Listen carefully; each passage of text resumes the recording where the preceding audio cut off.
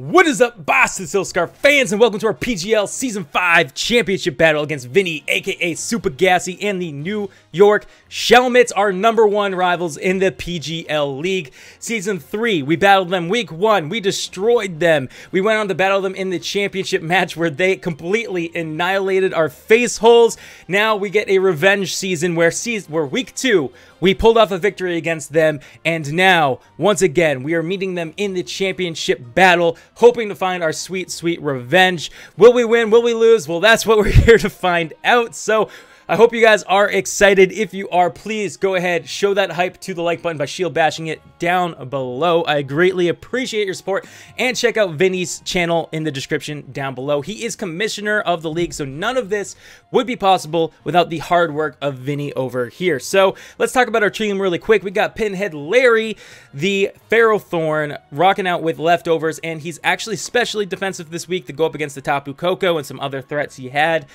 We also have Mimikyu this week. Pretty standard, except holding the red card in order to switch people out. I don't know, I just thought it'd be kind of fun to change things up a little bit. We got him on top, a impish nature, so he's pretty defensive, holding the leftovers. Pretty typical set there. With Heatran, the Molotov, up next, holding a choice scarf with 4 key moves that I thought would be essential for this battle. Heatran does really well in this battle.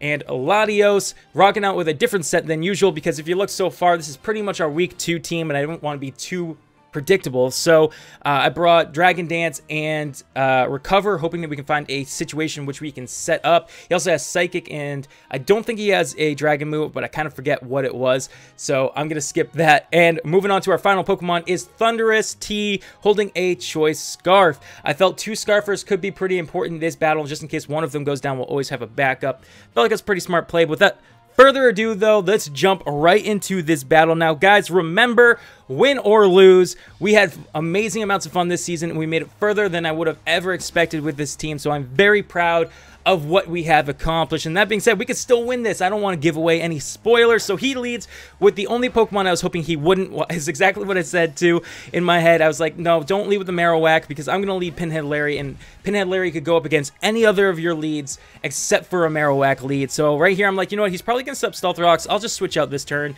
I'm going to go into Dizzy. We'll give him a little bit of a Intimidate drop in case he does go for a physical move. It shouldn't do too much, but holy crap, does Flare Blitz do a lot of damage, guys. He goes for the Flare Blitz, and it does like 50% on the dot. And the good news is he takes that recoil damage, and we get a little bit of leftovers recovery. So it's not so bad in the end, but it's not really ideal. We already have one of our tanks really low, and tanks are key to winning this game for sure. So he's going to bring in Zagon, which is his Mega Venusaur. And I'm going to go for an Earthquake. And I'm like, okay, you know, that's decent damage. It's neutral. Should do all right. But he's looking pretty defensive. He's looking pretty defensive, which is to be expected from a Venusaur. So we got our little bit of leftovers back. And I'm going to switch Dizzy out here this turn. As he also switches from Zagon into Alibaba. And actually, maybe we didn't switch out. I think we do, though. I do switch out because I'm like, you know what? Him on top cannot go up against this Mega Venusaur. No way, no how. I go into Pinhead Larry, and I'm like, oh my god, this is awful. This is turn 1, so I have to switch out of Pinhead Larry again because he either read that situation like a book or something, and I bring back out him on top. My idea with Pinhead Larry was I could set up Stealth Rocks and Spikes on the Venusaur was the plan, but he goes for the Boomerang. We managed to dodge the attack, which is really good. Wouldn't have done too much since it's not super effective or anything, but he is Thick Club, so it still would have done a pretty good amount of damage. I'm really happy that that missed. So this turn we can go for an Earthquake. We do outspeed and hope to kill this Alibaba with this freaking Earthquake, but unfortunately he manages to survive the Earthquake and goes for another Flare Blitz, which we can live from this range. We've already seen since we got a few leftover returns, but we are really low, and so is he because of that recoil damage. So this game so far, very back and forth. We're both making reads, we're making plays. It's looking pretty good. This turn, though, he's going to withdraw Alibaba.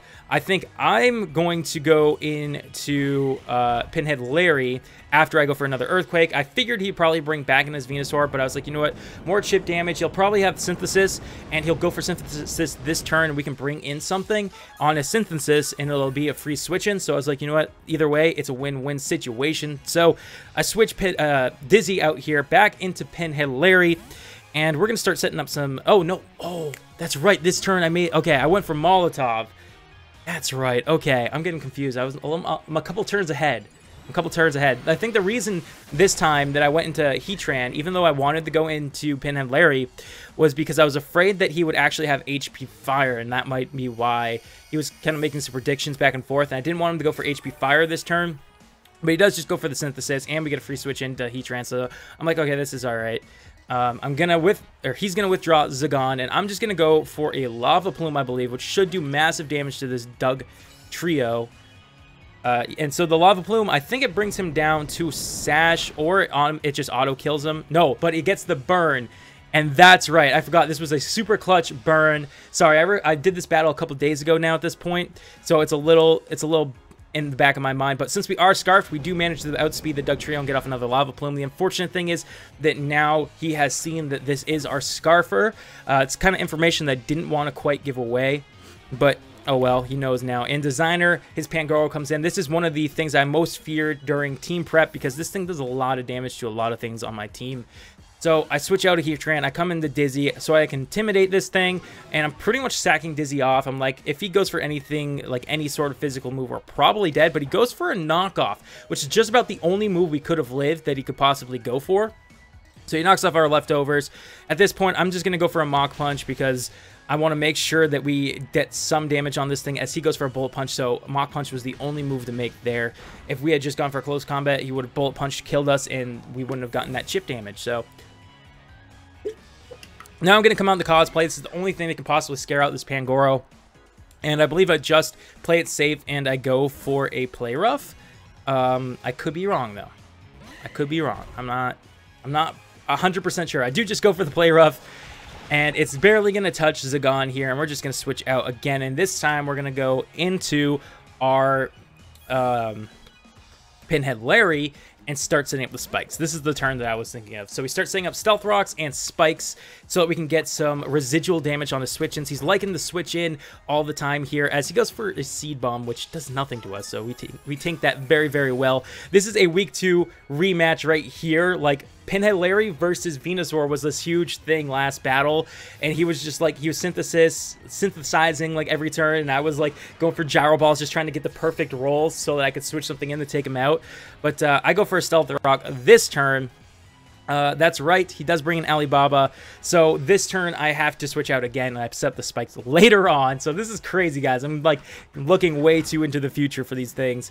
No, oh my gosh, I stayed in. That's right, I said he's totally gonna predict like a Heatran switch in or something like that, so I'm gonna stay in and take the risk and go for a Gyro Ball just to kill this thing, get it out of the way. It'll be gone. It's no more. So sorry guys, I'd forgotten all about this game apparently already. But yeah, that was a pretty clutch play. It was scary to stay in on that thing, but I was like, you know what? I really think that he thinks I'm going to bring in Heatran, so I stayed in on Ferrothorn there.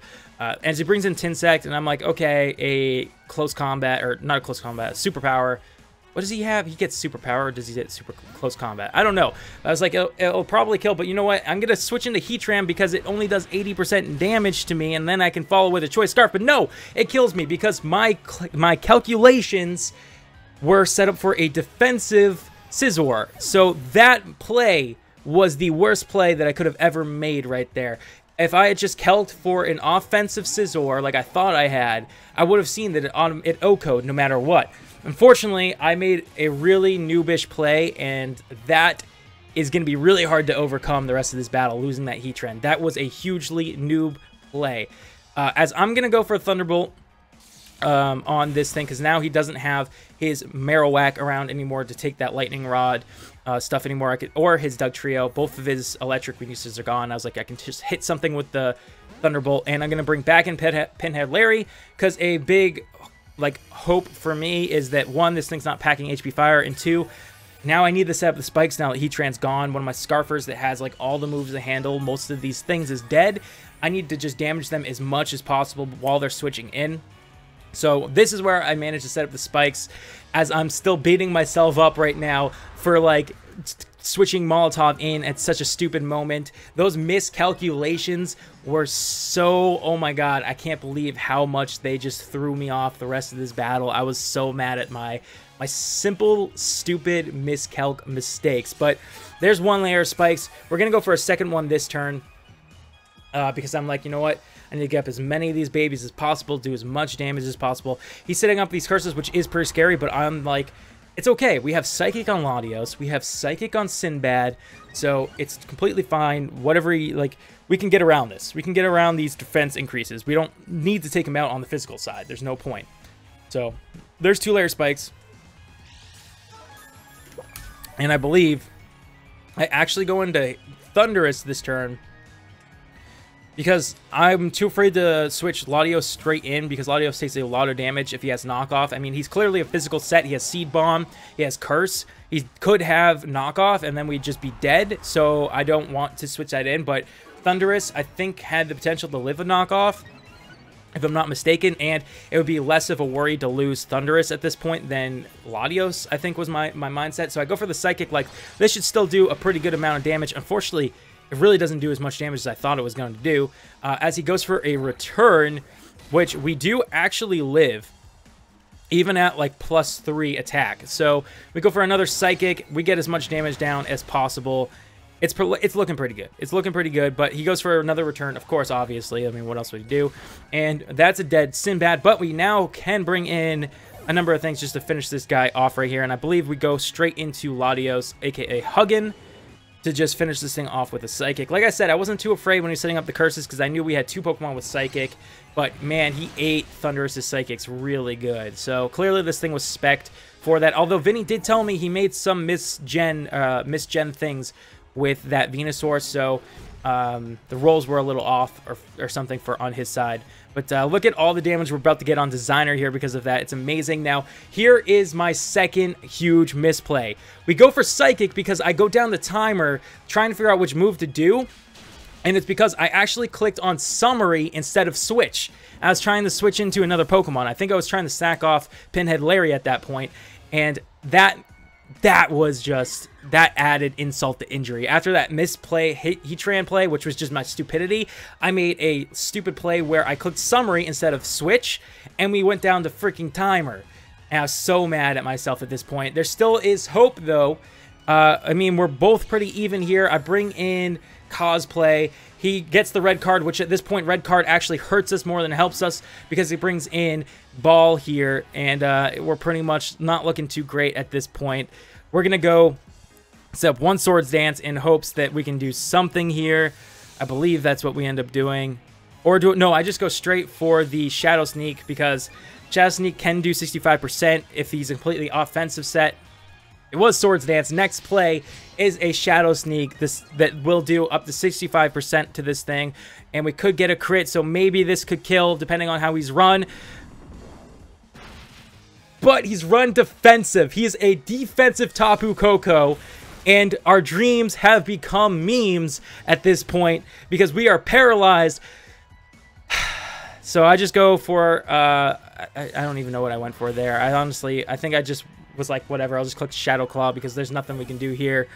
And Pinhead Larry comes in, and I'm so scared. I'm like, man, this, please don't have, like, Hidden Power Fire. He goes for Hidden Power. I'm like, no, it's Hidden Power Fire, no! But it barely does any damage. It's Hidden Power Ice. And I was like, what? I think he might have thought that he had Hidden Power Fire. I don't know. But we do go for a Gyro Ball, or whatever that just was. I think it was a Gyro Ball. And he lives because he is a defensive Tapu Koko, which is just mind-boggling to me. That set just threw me for a loop. But we are going to manage to take him out as he gets his second Paralyze here in a row. We go for the Gyro Ball. We take out the Tapu Koko. And now I believe it's 1-1 or 1-2. Oh, it's 1-2, except if he brings in his Pangoro, I think it might die to Hazards, or be very close to Hazards.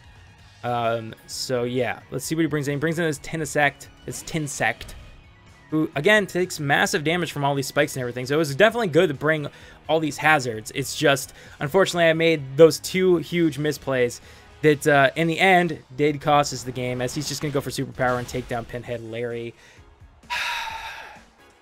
Iron Barbs, though, guys. Look at that. Iron Barbs. So, unfortunately, we did lose again to Vinny, a.k.a. SupahGassy, in the New York Shelmets in the championship match. So, It was an exact repeat of Season 3. But like I said earlier, we had fun this season. It was tons of fun. It was a much better battle this championship game than it was Season 3. I've definitely improved. However, this battle, I cannot believe the mistakes that I made. The switching in the Heatran because I miscalced. I calced for a defensive Scizor when it obviously would have been offensive. That cost us huge. I think that was the play that really took away our momentum, because we had a lot of momentum in the beginning of the game, and gave it to Vinny. It just gave all that momentum to Vinny. And then what sealed the deal was Latios. When I didn't switch on time and we just went for a second Psychic, I mean, at the very least, if I had gone for Thunderbolt, we would have gotten chip damage on Pangoro, and on a switch in the future, he wouldn't have been able to switch in the future. And it could have changed things a little bit. I'm not really too sure. All theory modding at that point, but yeah, those two huge mistakes cost us. I misplayed so hard, but Vinny played very, very well and clearly prepped pretty well too with that defensive Tapu Koko. That was amazing to see. I love physical Venusaur, by the way, too. That's one of my favorite Venusaur sets. So I'm no stranger to that Venusaur set. I really enjoy using that. But guys, it was an awesome season. We had tons of fun. Make sure you go show your love and support to Vinny, the Season 5 champion of the PGL. Whew. Boston Silk Scarfs. We did good, team. We did good. All right, guys. Don't be ashamed. I'm looking at my team right now. Don't be ashamed, guys. You played well. Your coach misled you on a few plays, and that was what cost us. But so guys, PGL Season 6 will be starting up in a few months. Let me know with a comment whether you think I should join or not. I've been on the fence, and it's not because we lost this championship battle. It's actually been a few seasons now where I've been thinking about stopping playing, just because I like to, like, I don't know, I feel like I need more of a break. I need to, like, do this, like, once a year kind of thing, as opposed to, like, it starts, and then, like, a few months later after it ends, like a month later after it ends, we start another one. It's a little too much for me to handle, but if you guys really enjoy this, I can make it happen, you know what I mean? Because I do enjoy it. It's just, I don't know, it's like almost stressful sometimes. But either way, let me know in the comments if you want us to join Season 3 or not. It is supposed to be a rather big season. He's planning on getting 16 coaches, so it will be nuts.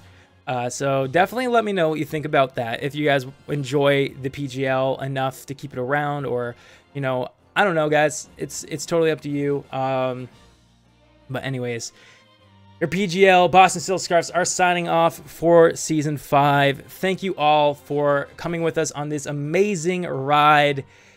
And hope to see you guys all in the future. Till then, though, stay frosty and peace out.